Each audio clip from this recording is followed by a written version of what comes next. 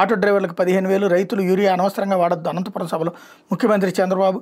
అలాగే సభకు రాకుంటే ₹200 ఫైన్ అంటూ లోన్ పొదుపు సమయంలో ఇబ్బందులు తప్ప డ్వాక్రా మహిళలను బెదిరించి బలవంతంగా తరలింపు అయినప్పటికీ ఖాళీగానే చాలా బస్సులు కుర్చీలు అన్నటువంటి వార్తని హైలైట్ చేశారు. అయితే ఇష్టం వచ్చినట్టు ఎఫ్ఐఆర్ల పోలీసులు తీర్పై తెలంగాణ హైకోర్టు అసహనం. సోషల్ మీడియాలో రాజకీయ విమర్శలు చేస్తే కేసులు నమోదు చేస్తారా? సుప్రీంకోర్టు హైకోర్టులు జారీ చేసిన మార్గదర్శకాలను ఉల్లంఘిస్తారా? రాజ్యాంగంలో రాజకీయ విమర్శలకు రక్షణ ఉందన్న న్యాయమూర్తి. పోలీసులు తీరుతో కేసులతో పాటుగా కోర్టులో పిటిషన్లు పెరిగిపోతున్నాయంటూ వ్యాఖ్య.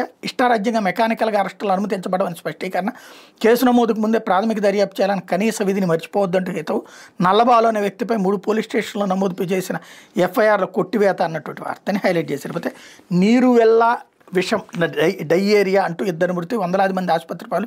వాంతులు విరోచనాలతో అల్లాడిపోతున్న ప్రజలు. చవితి పందిరిలో భోజనాల వల్ల ఫుడ్ పాయిజన్ అని అధికారులు బుకాయింపు. అసలు భోజనాలే పెట్టలేదు, కలుషిత నీటి వల్లే అంటున్న స్థానికులు.